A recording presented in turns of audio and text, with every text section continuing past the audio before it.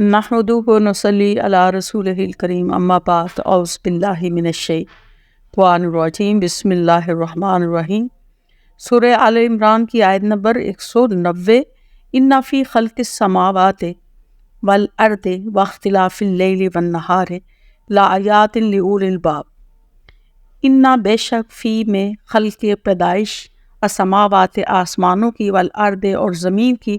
واختلاف اور بدلنے میں لیل رات کے والنہار اور دن کے لآیات ضرور نشانیاں ہیں لأولی الباب عقل والوں کے لیے۔ اس کا باب محاورہ ترجمہ ہے بے شک آسمانوں اور زمین کی پیدائش اور رات اور دن کے بدلنے میں عقل والوں کے لیے نشانیاں ہیں۔ تو یہ آیت بھی تدبر اور تفکر کے بارے میں ہے کہ زمین و آسمان جو اللہ تعالیٰ نے بنائے ہیں اور رات اور دن کا بدلنا جو ہے یہ عقل والوں کے لیے نشانیاں ہیں۔ تو اس میں بھی یہ نشانیوں کے حوالے سے توحید پر دلائل دیے گئے ہیں کہ یہ چیزیں دیکھ کر عقل والے جو ہیں وہ خود اندازہ لگا سکتے ہیں کہ اس نظام کو بنانے والا کون ہے، ان چیزوں کو، اور اس نظام کو چلانے والا کون ہے، کہ دن اور رات کا بدلنا جو ہے یہ کس کے حکم سے ہے۔ تو یہ اللہ وحدہ لا شریک ہے جو اس کائنات کا نظم و نسق جو ہے وہ چلا رہا ہے۔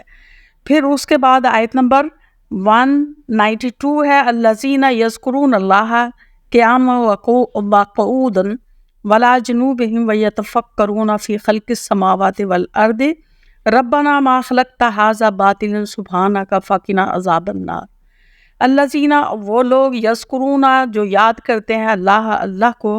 قیاماً کھڑے ہوئے وقعوداً اور بیٹھے ہوئے وعلی جنوبہم اور اپنے پہلوؤں کے بل ویتفکرون اور وہ غور و فکر کرتے ہیں فی خلق السماوات والارض زمین اور آسمان کی پیدائش میں، اور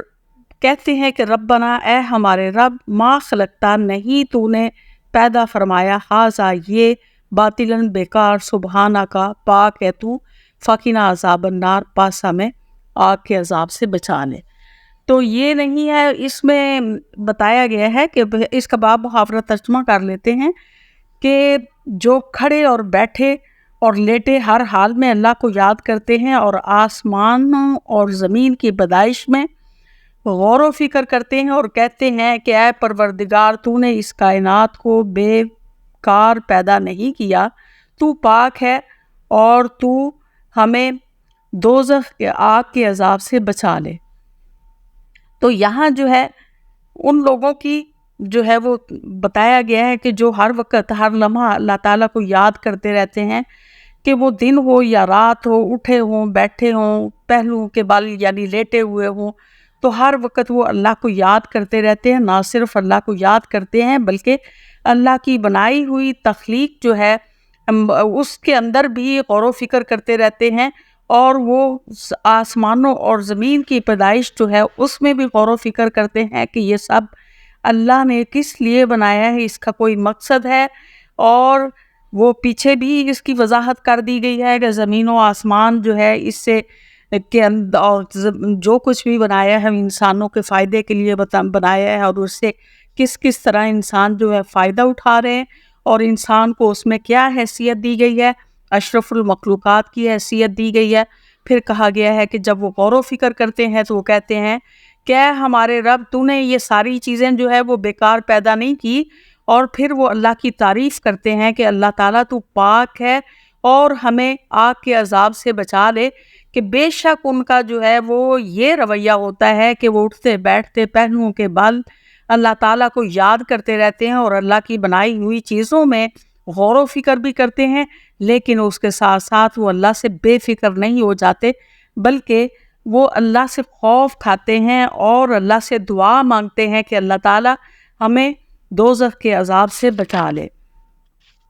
اس کے بعد سورہ حشر کی آیت نمبر 18 ہے یا ایھا الذین آمنوا اے ایمان والو اتقوا اللہ اللہ سے ڈرو، ولتنظر اور جان لے کہ نفس ہر جان ما قدمت جو اس نے بھیجا ہے لغد کل کے لیے، واتقوا اللہ اور اللہ سے ڈرو ان اللہ خبیر بما تعملون بے شک اللہ تعالیٰ خبر ہے جو تم عمل کرتے ہو۔ تو اس کا محاورہ ترجمہ ہے کہ اے ایمان والو، اللہ سے ڈرتے رہو، اور ہر شخص جو ہے وہ یہ جان لے کہ اس نے کل کے لیے کیا جو ہے وہ بھیجا ہے، اور ہر وقت اللہ سے ڈرتے رہو، اللہ تمہارے سب اعمال سے باخبر ہے۔ پھر اس کے بعد آیت نمبر 19 ہے سورہ حشر کی، وَلَا تَكُونُوا كَالَّذِينَ نَسُوا اللَّهَ فَانسَاهُمْ أَنفُسَهُمْ أُولَٰئِكَ هُمُ الْفَاسِقُونَ وَلَا تَكُونُوا، اور نہ تم ہو جاؤ كَالَّذِينَ، ان لوگوں کی مانند، نسوا اللہ، جنہوں نے اللہ کو بھلا دیا، فَانسَاهُمْ أَنفُسَهُمْ، پس اس نے انہیں ان کا نفس بھلا دیا، أُولَٰئِكَ هُمُ الْفَاسِقُونَ، پس یہی لوگ جو ہیں وہ گناہگار ہیں، یعنی نافرمان ہیں۔ تو یہاں جو ہے یہ بتایا گیا ہے کہ انسان جو ہے وہ اس طرح نہ ہو جائے کہ وہ اللہ کو بھلا دے۔ اگر انسان اللہ کو بھلا دیتا ہے تو پھر وہ اپنے آپ کو بھلا دیتا ہے، یعنی کہ اللہ، اس کو پتہ ہونا چاہیے کہ میں اللہ کا بندہ ہوں، اور اللہ کا بندہ ہونے کے ناطے میرے اوپر جو ہے وہ کیا فرائض عائد ہوتے ہیں، اور میں نے اپنے اعمال جو ہیں وہ کس کے لیے سر انجام دینے ہیں۔ اور اگر وہ اس چیز کو بھول جاتا ہے کہ وہ کس کا بندہ ہے، تو اس کے ساتھ ہی وہ اپنے نفس کو بھی بھول جاتا ہے، یعنی اپنے آپ کو بھول جاتا ہے کہ اس کائنات کے اندر اس کی حیثیت کیا ہے، وہ کس لیے آیا ہے۔ وہ اللہ کا بندہ ہے اور بندگی کے لیے آیا ہے، اور بندگی سے مراد یہ ہوتا ہے کہ ہر کام کو اللہ کی رضا کے لیے کیا جائے۔ تو یہ بندگی کا حق ہوتا ہے کہ زندگی کا کوئی بھی معاملہ ہے اس میں اللہ تعالیٰ کے احکامات کو سامنے رکھتے ہوئے ان کاموں کو کیا جائے، تو پھر بندہ ہونے کا حق ادا ہوتا ہے۔ تو جب ہم جو ہے اللہ کو بھلا دیتے ہیں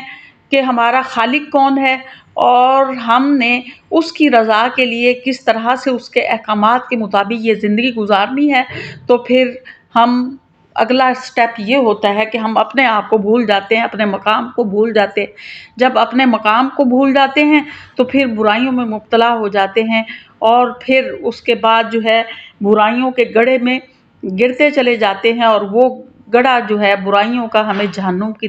طرف لے جاتا ہے، اور پھر آخر کار ہمارا انجام جو ہے وہ جہنم ہوتا ہے۔ اس کے بعد سورہ مومنون کی آیات شروع ہو رہی ہیں۔ آیت نمبر 1 ہے، قد افلح المومنون، تحقیق جو ہے بے شک کامیاب ہو گئے مومنون۔ مومنون سے مراد ایمان لانے والے، بے شک ایمان لانے والے کامیاب ہو گئے۔ تو جہاں بھی قرآن پاک میں مطلب جو ہے بتایا گیا ہے جن لوگوں سے بخشش کا وعدہ کیا گیا ہے، اس میں پہلی شرط جو ہے ایمان ہے، اور دوسری شرط جو ہے عمل صالح ہے۔ تو یہاں بتایا گیا کہ ایمان والے جو ہیں وہی فلاح پانے والے ہیں۔ الذین، پھر کہا گیا ہے کہ ان کے اعمال کیسے ہیں، الذین هم فی صلاتہم خاشعون، کہ وہ لوگ جو اپنی نمازوں میں خشوع اختیار کرتے ہیں، یعنی کہ اللہ تعالیٰ سے ڈرتے ہیں۔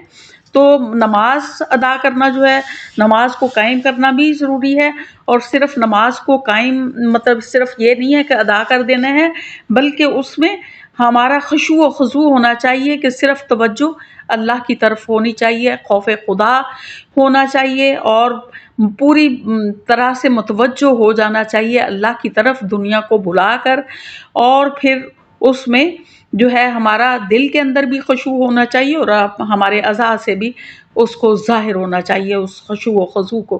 پھر اگلی آیت میں بتایا گیا والذین هم عن اللغو معرضون، کہ مومنین کون ہیں کہ جو کہ بیہودہ باتوں سے، فضول باتوں سے منہ موڑنے والے ہیں۔ فضول باتیں کون سی ہیں؟ جن کا دنیاوی لحاظ سے بھی کوئی فائدہ نہیں ہے اور اخروی لحاظ سے بھی کوئی فائدہ نہیں، ان کو لغو کہا جاتا ہے، یعنی باطل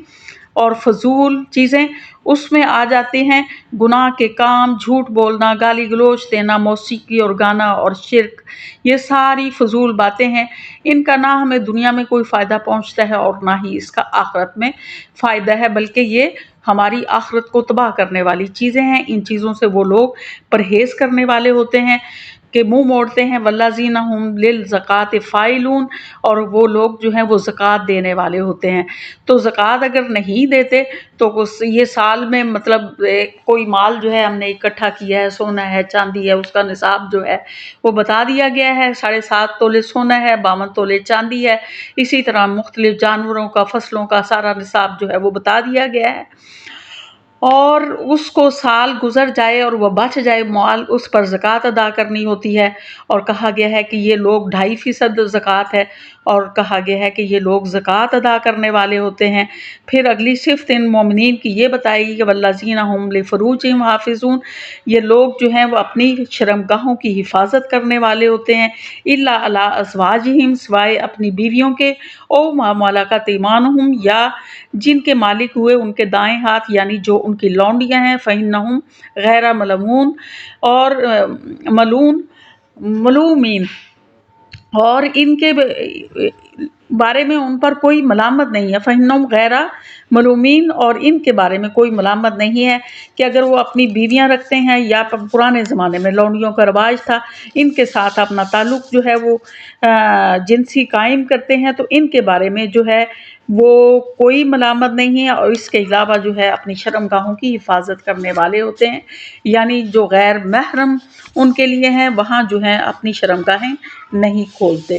پھر کہا گیا اگلی آیت میں فَمَنِ ابْتَغَىٰ، اور جو کوئی چاہے وراء ذَلِکَ، اس کے علاوہ، فَأُولَٰئِکَ هُمُ الْعَادُونَ، تو وہ حد سے تجاوز کرنے والے ہیں، کہ مطلب جو اللہ نے ان کو حدود بتا دی گئی ہیں، ان حدود سے تجاوز کرتے ہیں، تو کہا گیا ہے کہ یہ لوگ جو ہیں حد سے گزرنے والے ہیں، اور جو حد سے گزرنے والے ہیں پھر ان کا انجام جو ہے وہ بھی برا ہے۔ والذین هم لأماناتہم عہدہم راعون، اور وہ لوگ جو ہیں اپنی امانتوں کی اور جو وعدے کیے ہوئے اس کی حفاظت کرنے والے ہیں۔ امانت کیا ہوتی ہے کہ کوئی چیز کسی نے رکھوائی ہے، اس کی چوں کی توں واپس کر دینا، اس کو بھی امانت کہا جاتا ہے، اور جو فرائض انسان کے ذمے ہوتے ہیں ان کو، وہ بھی اس کے پاس امانت ہوتے ہیں، جو عہدہ ہوتا ہے وہ بھی اس کے پاس امانت ہوتا ہے، اور جو ذمہ داریاں اس پر عائد ہوتی ہیں اپنے گھر والوں کی طرف سے، معاشرے کی طرف سے، تو وہ ساری ادا کرنا جو ہے وہ اس کے پاس ایک امانت ہوتی ہے، اور ان کو دیانتداری کے ساتھ ادا کرنا جو ہے وہ ضروری ہوتا ہے، اور اگر اس کو صحیح طرح سے ادا نہیں کرتے تو یہ خیانت ہو جاتی ہے۔ اور اسی طرح اگر کسی نے کوئی مشورہ طلب کیا ہے تو اس کو صحیح مشورہ دینا جو ہے یہ بھی امانت ہوتا ہے، اور کسی نے راز کی بات بتائی ہے اس راز کی حفاظت کرنا جو ہے وہ بھی امانت ہوتی ہے۔ اور پھر کہا گیا کہ جو وعدہ کسی نے کے ساتھ کیا ہے اس کی پاسداری کرنے والے ہوتے ہیں، کہ جو بھی اس نے وعدہ کر لیا اس کو نبھانا جو ہے وہ ضروری ہوتا ہے، کہ خام خواہ کسی کے ساتھ جو ہے وعدہ نہیں کرنا ہوتا کہ ہاں ہم یہ کریں گے، نہیں، دل کے ساتھ سوچ کے وہ بات کرنی ہوتی ہے، جو نبھانی ہوتی ہے اسی کا وعدہ کریں، اور جو نہیں کرنی ہوتی اس کا وعدہ مت کریں۔ والذین هم علی صلاتہم یحافظون، اور وہ اپنی نمازوں کی حفاظت کرنے والے ہوتے ہیں، یعنی اپنی نمازوں کی پابندی کرتے ہیں، جس طرح سے قرآن پاک میں بہت دفعہ نماز کی حفاظت کا ذکر آیا ہے، اور مومن اور کافر کی پہچان ہی نماز ہے۔ اگر ہم اپنی نمازوں کو ادا نہیں کرتے تو کافر اور مومن میں کوئی فرق نہیں ہے، اور یہ اللہ تعالیٰ کی شکر گزاری کا بھی بہت بڑا ذریعہ ہے، اور دن میں 5 مرتبہ جو ہے ہمیں اس چیز کی یاد دلائی جاتی ہے کہ ہم کس کے بندے ہیں، تو یہ بندگی کا حق ادا کرنے کے لیے یہ ہمیں صرف یاد دلوایا جاتا ہے کہ ہم تاکہ باقی معاملات میں بھی اللہ کی بندگی کا حق ادا کرتے رہیں، نماز کے ذریعے سے بندہ ہونے کا احساس دلوایا جاتا ہے، دن میں 5 دفعہ اسے یاد دلوایا جاتا ہے کہ تم کس کے بندے ہو۔ اولئک هم الوارثون، کہا گیا ہے کہ ایسے لوگ، یہ جو صفات پیچھے بیان کی گئی ہیں وہ ساری صفات اگر بندے میں ہیں تو کہا گیا ہے کہ یہ لوگ جو ہیں وہ وارث ہیں، کس کے وارث ہیں؟ الذین یارثون الفردوس، یہ جنت الفردوس جو ہے اس کے وارث ہیں، ہم فیہا خالدون، اور وہ اس میں ہمیشہ رہیں گے۔ وارث وہ ہوتا ہے جس کو وراثت ملتی ہے، تو اللہ تعالیٰ نے یہ چیزیں ان کے لیے وراثت کے طور پر رکھی ہوئی ہیں، تو یہ تمام چیزوں کی پاسداری کرنے والے مومن بندے جو ہیں ان کے لیے اللہ تعالیٰ نے جنت الفردوس کا وعدہ کیا ہوا ہے، اور کہا گیا ہے کہ صرف یہ نہیں ہے کہ ان کو جنت دے دی جائے گی بلکہ یہ ہمیشہ کے لیے اس میں رہیں گے۔ وآخر دعوانا والحمد للہ رب العالمین۔